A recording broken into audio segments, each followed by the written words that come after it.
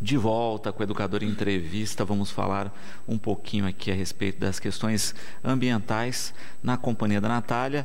Natália, gratidão pela participação. Boa tarde. Boa tarde, Luciano. Boa tarde a todos, né? Obrigada mais uma vez pelo espaço. Bom, eu queria começar falando a respeito, né, das suas ações junto agora com o Projeto Bateia. Isso, esse ano, né, eu fui convidada para trabalhar como educadora ambiental lá no programa Bateia. Estou bem feliz, né? Que na verdade, foi o primeiro lugar que eu trabalhei na área ambiental quando eu comecei a faculdade, meu primeiro estágio. E agora retornei, né, como educadora ambiental com uma experiência um pouquinho maior. E a gente tem feito muita coisa legal, muita coisa bacana para a rede municipal. Mas agora, com o Junho Verde, né, que foi uma lei que saiu ano passado, para que houvesse toda uma mobilização, principalmente de educação ambiental não formal, né, que é aquela que acontece fora dos espaços educacionais tradicionais. A gente fez uma parceria, né, com a Secretaria de Meio Ambiente, então tem várias ações acontecendo do programa Bateia em parceria com a Secretaria de Meio Ambiente de Batatais. E é interessante pensar, né, justamente nesse potencial, porque não adianta a gente querer mudar, porque a gente sabe que a questão ambiental é uma questão emergencial. Não adianta querer mudar pensando só no futuro e educando só as crianças. Exatamente. A gente tem que educar toda a cadeia o mais rápido possível. É a minha briga de sempre, né? Eu concordo que a educação ambiental ela tem que acontecer no ambiente educacional, mas não pode parar ali, né? Até eu falo muito da questão dos resíduos sempre, né? É o melhor exemplo que eu tenho para dar. Quem faz a gestão dos resíduos na casa é o adulto. Então, se a gente ficar contando que essas crianças de hoje, daqui 10, 15 anos, vão ser os gestores desses resíduos, vão resolver o problema, a gente está perdido, né? Então, realmente tem que envolver todo mundo e principalmente nos espaços que não são formais de educação, que é onde as comunidades, né, a sociedade está reunida e a gente precisa aproveitar o potencial desses espaços para trazer essas questões urgentes, né? Exatamente. E tem questões que são de impacto de legislação mesmo, né? E de entender corretamente o funcionamento. Quando a gente pensa projetos e programas ambientais de algumas décadas atrás, então tinha aquela coisa simples da economia de água na residência, né? Mas aí depois se tocam que quem consome mais água é a indústria, né? Então, olha, não é por aqui, é criando estruturas para que se consuma menos água nessa ponta, né? É lógico, educando a população também contra o desperdício, mas não adianta nada tacar aonde menos se gasta. E é bem complexo a gente pensar nessa relação, porque não adianta nada você fazer, por exemplo, na sua casa, né, uma redução do consumo de água e tudo mais, e consumir desenfreadamente produtos que usaram muita água, né? A própria agricultura, que consome boa fatia, né? Então, o desperdício de alimentos, por exemplo, está ligado ao desperdício de água. E muitas vezes a pessoa não faz essas conexões, né? Então, justamente o trabalho do educador ambiental é de trazer esse panorama mais amplo, né? Esse olhar mais holístico, que eu falo, para as questões mais práticas do cotidiano, né? Pensar na cadeia produtiva, pensar de onde saem os recursos, de onde saem os materiais, a matéria-prima, e o que isso vai gastando e consumindo do nosso planeta ao longo do processo, né? Até chegar em nós.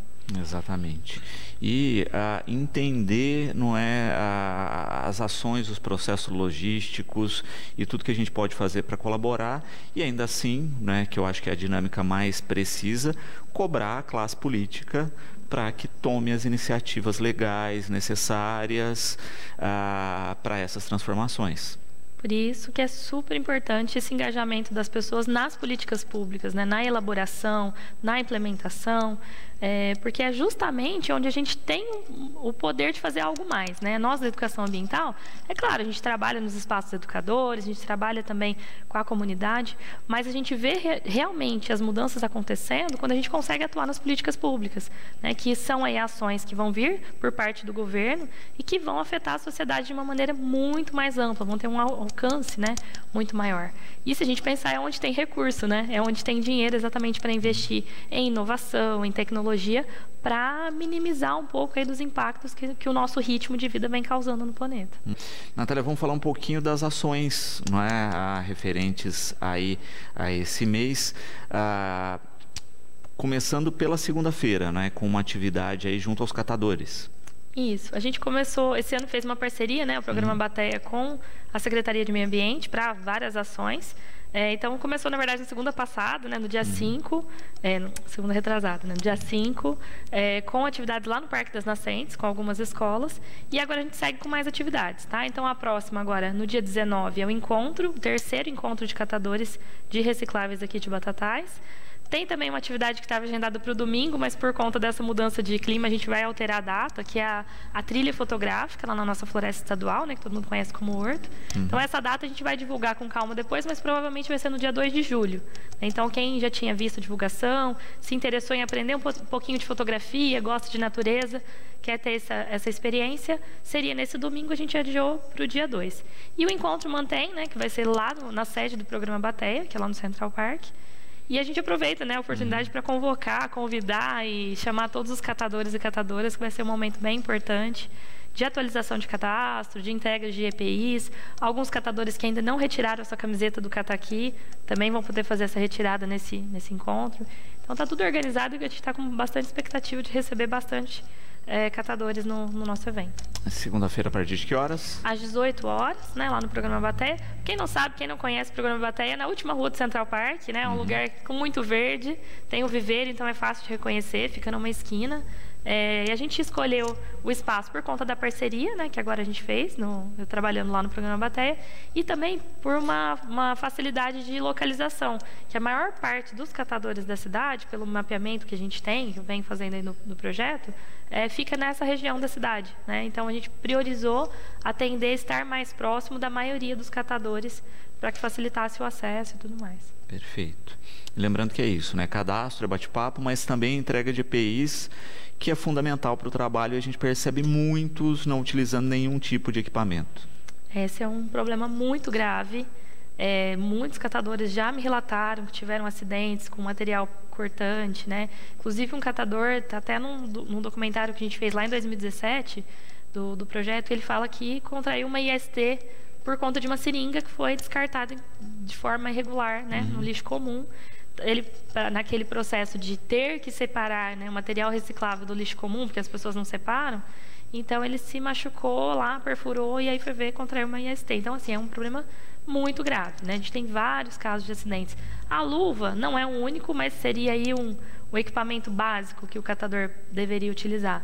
Mas também vai ser entregue, além da luva, boné, né, para proteção do sol, que também é super importante. A própria camiseta do Cataqui, né, que foi a parceria com o Rotary, é de manga longa e tem a proteção solar, que também não deixa de ser um equipamento de segurança. E é claro que a gente gostaria de ampliar e ter outros, né? Tem alguns kits, por exemplo, do Ping Mai Carroça, que vem com faixa reflexiva para o catador que trabalha à noite, para não ter risco de atropelamento e tudo mais.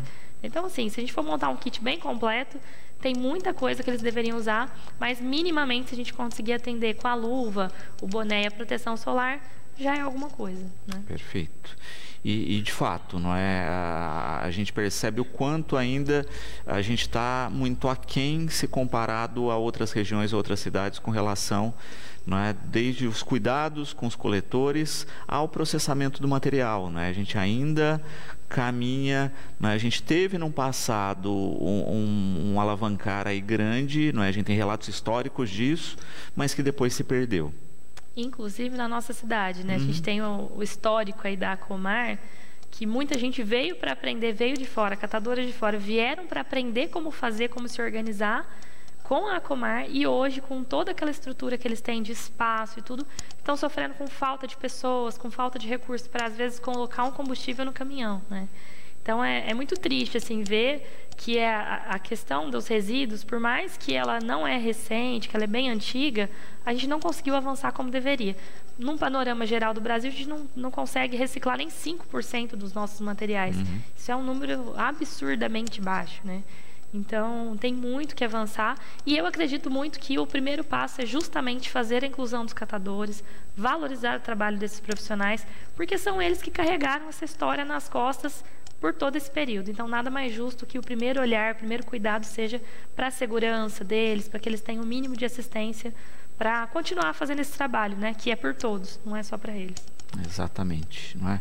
E que é de fato um trabalho que, como você coloca bem, né, é transformador para todos nós. Foi instituído recentemente o que a gente chama de taxa do lixo aí, né, de processamento do resíduo. A gente paga uma taxa e uma tarifa relativamente alta para descartar material, né, num aterro, não é? Sendo que se a gente começasse a criar estruturas de melhorar a condição desses catadores, não é? A gente pagaria menos nessa estrutura de aterro, a gente estaria economizando recurso de cada munícipe e podendo investir esse recurso em outras estruturas. É uma conta fácil de fazer, né? Você tira o recurso que você usa para mandar tudo para o aterro e que é enterrar dinheiro, porque aquele material que está sendo enterrado ele não vai ter mercado, não vai ter como ser processado depois, e deixa de fomentar o trabalho, da dignidade, das melhores condições de vida para esses profissionais que já têm muitos anos de experiência com isso, né? E um dado importante é que aqui no nosso município a gente tem grande parte dos catadores que são idosos, que têm mais de 60 anos, né? E é uma característica muito de Batatais, porque eu tenho conversado através do programa de embaixadores, né, da ONG Pimp Marca Roça, conheço catadores do Brasil inteiro. Então, é muito peculiar essa situação de ser a maior parte de idosos. Então, mais ainda que o poder público, a sociedade, precisa ter um olhar desses cuidados, de fomentar o trabalho, de dar condições de vida e de pensar que é uma conta simples. Você deixa de enviar esse material para o aterro, a gente ganha na própria venda do material, a gente ganha em economia de água, economia de energia e principalmente na questão mais prática ambiental, que é redução de poluição, né? Redução de diversos tipos de poluição que vão ser desencadeados aí por conta desse resíduo que vai para o aterro. Exatamente. Cristina, parabenizando pelo trabalho e questionando o seguinte, não é? Da questão daquilo que é e do que não é reciclável, né? Em especial aí que a gente vê com os plásticos. Ela pergunta se é verdade que nem todo plástico é reciclável. É verdade. E aí entra aquilo que a gente falou sobre a participação na política, né? Eu acho que é super importante as pessoas participarem junto às empresas, de começar a cobrar da empresa, poxa vida, você vai produzir um material, vou dar um exemplo dos sachês de molho, né, que todo mundo acha que é reciclável e não é. É plástico, mas ele não é reciclável. Se vocês olharem na embalagem, tem lá um símbolozinho 7, e o 7 não é reciclável, né, ele não tem mercado. Então, pegar firme com as empresas, começar no saque mesmo, mandar e-mail, mandar mensagem nas redes sociais e falar, olha, precisamos de uma embalagem que seja sustentável, uma embalagem que vai ter reciclagem depois, né? Porque senão isso tudo vai para o aterro. Então, precisa a sociedade começar a cobrar das empresas e, principalmente, que isso é uma coisa muito séria, muito grave que acontece aqui em Batatais, que as pessoas falam assim, muitas pessoas já me falaram, eu separo o material, só que o catador vai lá, pega só o que ele quer e deixa o resto, então eu não vou separar mais. Só que a grande questão é que esse resto, que a pessoa acha que é reciclável, não é. E aí é justo o catador levar para casa dele um lixo que é seu? Ele vai ter que fazer o descarte adequado depois. E muitas vezes eles não têm saco para embalar isso. Se torna um problema de saúde pública, porque eles armazenam muitas vezes o material em casa, né? E aí esse problema de saúde pública é um problema que é de todo mundo. Então, eu vejo muito essa fala e me deixa muito triste, porque as pessoas falam assim, eu separei. Se não levar tudo, eu não vou separar mais. Poxa vida, vamos conversar com os catadores, vamos aprender com eles. Eu mesma tenho muito material que eu não sei, né? Eu ligo para a Claudemira, eu ligo para alguém e falo, olha, esse material é de fato reciclável ou não? Porque são muitos tipos de materiais. E os plásticos, principalmente, até mesmo, geralmente de 1 a 6 é reciclável, mas até mesmo esses de 1 a 6 tem alguns que não são. Por exemplo, a embalagem de salgadinho, que é o 5, se eu não me engano, tem alguns que não são. Se for metalizado, tudo é um tipo de plástico que não tem mercado, né? O isopor, um outro exemplo, né? Que é um derivado lá do plástico. Tem reciclagem? Tem. Mas ele, na prática, não é muito reciclado. Porque são poucas empresas no Brasil que recolhem esse material. E é muito leve, você precisa acumular de um espaço muito, gigante para valer a pena. Para valer a pena. Então, acaba que muito material poderia ser mas de fato não é. E aí a gente precisa se informar, precisa ter esse bom senso e não ficar culpando o catador que não levou. É lógico que ele não vai levar o que ele não vende, gente. Eles já ganham minimamente pelo material que vendem, né? E aí não dá nem para sobreviver com aquela venda. E aí ele vai levar um problema que é seu para casa dele, né? Então, assim, o lixo, responsabilidade é nossa. Eu produzir, responsabilidade é minha. O catador, ele faz um favor de cuidar de parte desse lixo para a gente, né? O poder público faz o que é obrigação, fazer coleta domiciliar porque a gente paga imposto. Mas o catador, ele não recebe para isso, ele faz de graça. O dinheiro que ele ganha com a venda não paga o trabalho que ele tem. E aí, se a gente não tiver esse bom senso de só colocar o que realmente é reciclável, a gente está dando 3 vezes mais trabalho para essa pessoa, né? Que nem vai ser remunerada por isso. Então, precisa ter um choque de realidade aí, todo mundo, ter bom senso e não ficar culpando os coitados que estão simplesmente nos ajudando, né? Ana Lúcia parabenizando e falando da empolgação do sobrinho que participou há 2 segundas atrás do projeto no Parque das Nascentes, foi? Isso. Foi realmente muito bacana, assim, principalmente a atividade com as mandalas, né? A gente fez a mandala da natureza e a mandala da limpeza. E foi, assim, surpreendente para mim, porque eu propus atividade para trazer para a percepção deles a quantidade de resíduos que tem no espaço, né? Tanto a percepção do que é bonito, quanto daquilo que não é bonito e que não deveria estar ali. Que a dinâmica foi o quê? De recolher os resíduos que estavam nas praças. Eles iam fazer 2 mandalas. Então, um grupo ficou responsável por recolher folhas, galhos, sementes, flores do chão. E o outro grupo recolher tudo aquilo que não era natural, né? E foi muito bacana, porque eles falavam assim, gente, como que um chinelo está aqui? Como que esse negócio eletrônico está aqui nessa praça? Não faz sentido nenhum, né? Quando a gente ainda encontra lá um saquinho de lanche, uma coisa de marmita, você fala, a pessoa foi se alimentar ali e jogou no chão. Mas tem resíduos que você vê que a pessoa tirou da casa dela e levou para lá. E eles ficaram assim, absurdados, né? Então foi muito legal, porque acho que eu consegui atingir o objetivo, que era trazer para a percepção deles o quanto que no nosso cotidiano a gente não percebe, mas está todos os lugares permeados de resíduos que não são naturais, né? Então foi uma vivência misturando aí um pouquinho de arte com natureza, mas para trazer realmente essa questão da percepção. Fico feliz que ele tenha gostado. Isso do resíduo que a gente vê, né? Porque a gente tem que lembrar também na prática que hoje a gente fala muito da questão do microplástico, etc., dos resíduos que a gente não enxerga mais, né? E que inclusive a gente está consumindo. Isso, e tem muita coisa também contida nos nossos cosméticos, né? Então, no nosso corpo está cheio de resíduo que a gente não faz ideia, resíduos de plástico, de petróleo, né? Então, é muito mais amplo do que a gente pode imaginar.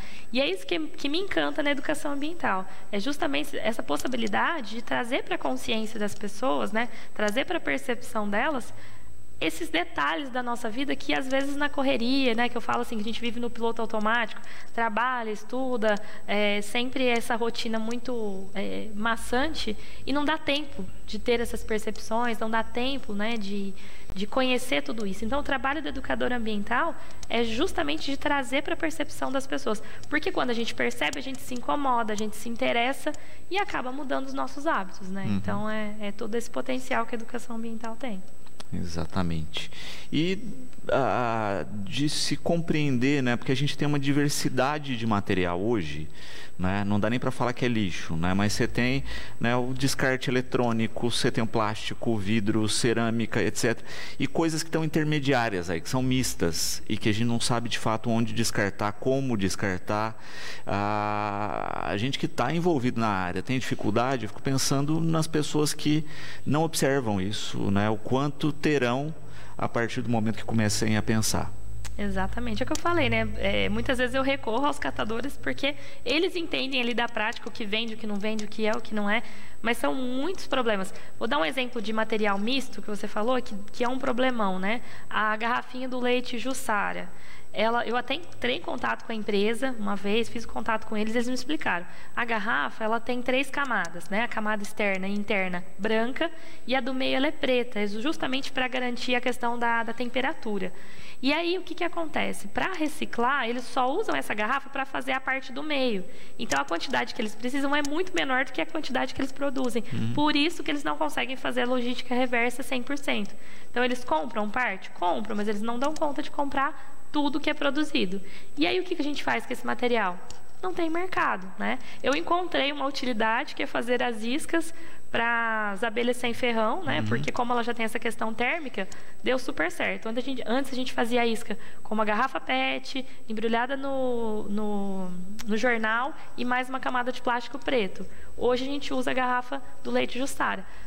Não resolve o problema do resíduo, mas pelo menos eu estou salvando ali uma colmeia de abelhas com esse material que vai para o lixo, né? Então é um exemplo de material misto, que por ser misto, ele só tem uma destinação específica e aí acaba não tendo mercado. Exatamente. É um problemão para a sociedade toda. E aí é aquela questão, né? Você faz um reuso por um período, mas que no final das contas ela vai para o lixo. Acaba indo para o lixo. E isso é até uma coisa interessante da gente, talvez, trazer para a percepção das pessoas, né?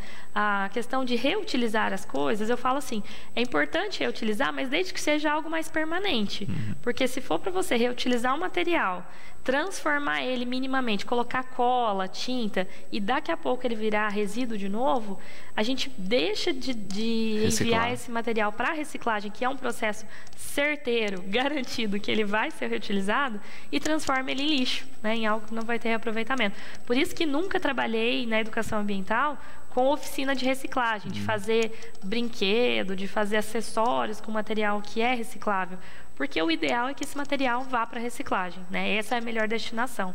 É claro que a gente trabalha as questões artísticas, mas, por exemplo, lá no Bateia, quem vai lá sabe que eu trabalho com elementos da natureza, que são biodegradáveis, né? Então, galhos, sementes, folhas, todos os materiais que a gente usa nas atividades artísticas e de construção são materiais naturais, né? Que vão se decompor naturalmente no ambiente, para não gerar mais problema do que solução. Então tem que ter cuidado na hora de reutilizar também, para não virar um problemão depois. Luiz Pedro, também parabenizando pelas ações, Natália, e questionando, né? A gente estava falando da questão específica aí de separação de material. Aí ele pergunta justamente isso, né? Tem sites onde encontrar informações a respeito? Olha, eu recomendo de verdade conversar com os catadores, porque às vezes a gente vai olhar num site, tem muitos sites, né, que tem essa informação do que é e que não é. Só que na prática, por regiões do Brasil, isso muda. Então, de repente, você busca informação num site, ele te fala que é. E aí, na prática, não vai funcionar. Aconteceu esses dias, né? Uma amiga minha, nutricionista, Lara, Natália, o que eu faço com as cápsulas de café? A Nespresso tem um sistema de logística reversa. E aí ela já entrou, falei para ela, ela foi lá, entrou, e Ribeirão Preto tem. Mas, por exemplo, Batatais não tem ponto de coleta, então já é um problema. O que eu falei para ela? Conversa com o catador, catadora que vai na sua casa, e ele é quem vai te dar a informação, se aqui na região ele consegue vender ou não. Porque se ele consegue vender, separe, e aí tem que higienizar, né? Porque senão ele perde o valor de mercado. Higieniza, separa, entrega para o catador, ele vai vender. Se não tem mercado, o ideal é a gente procurar o ponto de coleta mais próximo, que às vezes é inviável para muita gente. Então, o que é mais fácil, mais certeiro, é falar com um catador ou uma catadora. Além de ser uma oportunidade da gente se informar, é também uma oportunidade de valorizar o trabalho desse profissional, né? Porque eles se sentem muito importantes quando a gente conversa, pergunta, né? E se interessa pelo trabalho que eles desenvolvem. Eu acho que esse é o melhor caminho. E aí, como a gente falou do encontro, né? Uma das ações do encontro de segunda-feira é justamente atualizar os dados dos catadores e subir para a plataforma do Cataqui. O Cataqui é um aplicativo gratuito que a população de Batatais pode baixar, e através desse contato com o catador vocês conseguem tirar as dúvidas também, né? Então tem lá telefone, os catadores que têm o WhatsApp vai ter lá direto no aplicativo para falar com eles pelo WhatsApp. E aí, ficou com dúvida do material? Tira foto ou liga para o catador e pergunta, olha, estou com esse material, é reciclável ou não? Ninguém melhor que eles para nos dar essa aula, né? Ensinar o que na prática funciona ou não. Perfeito. E é importante isso, né? Conversar, ter essa dinâmica, entender o procedimento, porque muitas vezes é isso, olha, a pessoa tem o trabalho, separa um material que não tem destino, não é? Às vezes fica até frustrada de, olha, separei, tive o trabalho e, né, ninguém levou, né? Mas a gente tem que entender isso, né? Olha, para o catador, ele trabalha com isso, ele ganha vida com isso, né? Ele não está fazendo um favor, né? Ele não vai retirar qualquer material, ele vai retirar material que tenha mercado. Isso. E aí, gente, é muito simples. Esse diálogo, essa conversa, é meu sonho, né? É que as pessoas passem a enxergar que esses profissionais existem. Tire aquele preconceito. A gente sabe que tem pessoas em situação de rua, tem pessoas com dependência química que pegam eventualmente algum material, mas a gente tem aqui em Batatais mais de 80 catadores cadastrados, que são pessoas que trabalham mesmo. Não é uma pessoa que tem dependência química nem nada, ela tem a casa dela, tem a família dela, e esse é o ganha-pão dela. E muitos com muito orgulho do que fazem, né? Sabendo, reconhecendo a importância e o impacto ambiental que o trabalho deles tem. Então, para mim, meu sonho é ver as pessoas se interessando pela história dessas pessoas, querendo ouvi-las e aprender com elas, né? Então, é o melhor jeito, né? A gente se aproximar para valorizar o trabalho deles e, eventualmente, né? Claro que isso é um projeto mais para o futuro, a gente entender, enquanto sociedade, que eles precisam ser remunerados. Se a gente chama um carreto para pegar o entulho da nossa casa, a gente paga. Se a gente chama o catador, ele tem que vir de graça. Então, a gente precisa começar a mudar essa mentalidade também. Enquanto a gente não tem instituído uma política pública de coleta seletiva que realmente remunere os catadores, sejam eles informais ou de associação cooperativa, enquanto isso não acontece, nós, sociedade, podemos começar a remunerar minimamente que seja, né? R$5, R$10 que você der para o catador toda vez que ele for buscar o seu material, conversando, conhecendo a história, você está começando um processo de quebra de paradigma, de todo um histórico de invisibilidade que esses profissionais sofreram, né? Então, a gente precisa desse olhar. E, especialmente nessa gestão federal, a gente teve um olhar especial. A gente começou lá na posse, né? Foi uma catadora que entregou a faixa para o presidente. É um ato simbólico, sim, mas deu um pouquinho de visibilidade.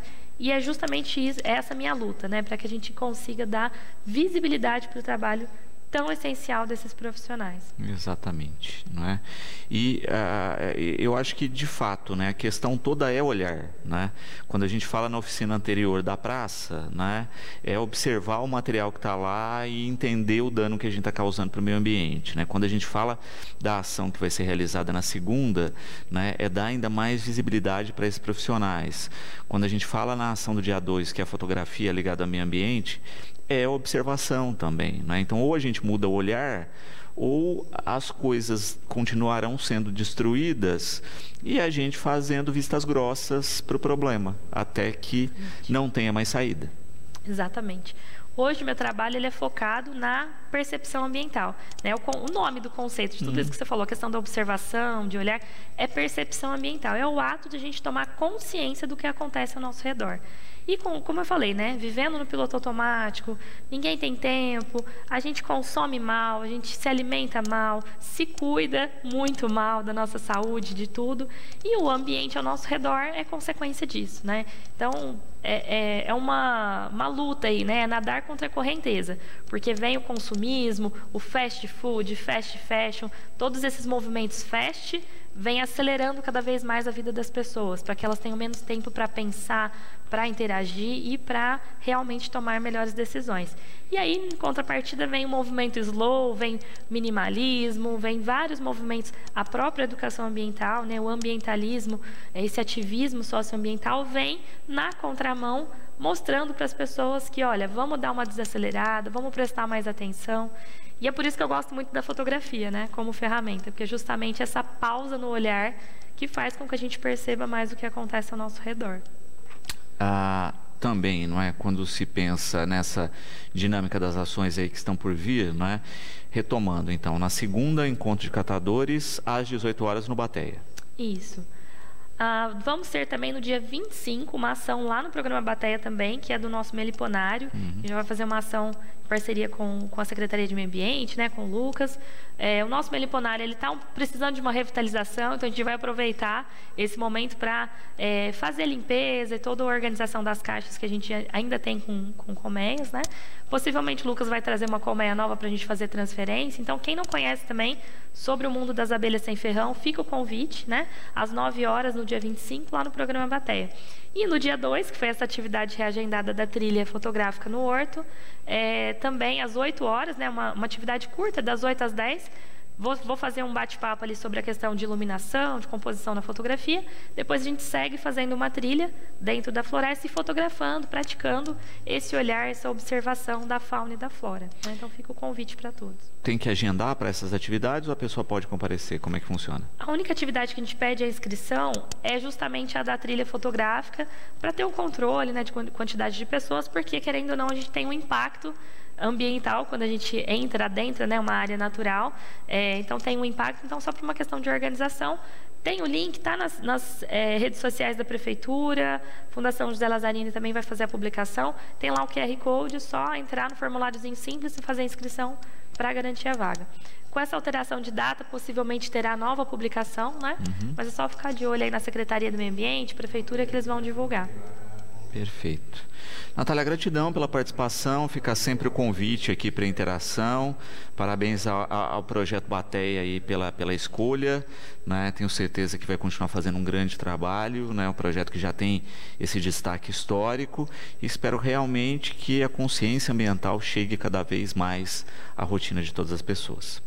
Tomara, também espero. Eu agradeço, né, o espaço. Queria fazer um agradecimento especial ao Lucas, nosso secretário de Meio Ambiente, que fez essa parceria com a gente, e a Raíssa, né, em nome de toda a equipe da Fundação Lazzarini, que faz toda a gestão do programa Bateia, pelo convite, pela oportunidade, principalmente por ter esse olhar para essas questões urgentes, né? Então, e fica aí meu último recado para os catadores: estejam presentes com a gente lá no dia 19, na segunda-feira, às 18 horas. A presença de todos são muito importante para a gente. E se você não conhece, se você conhece um catador, uma catadora, né, leve essa mensagem, porque o nosso maior desafio é fazer chegar esse convite para todos. Então, conto com a colaboração da população também para avisá-los. Segunda-feira, dia 19, às 18 horas, no programa Bateia. Obrigada.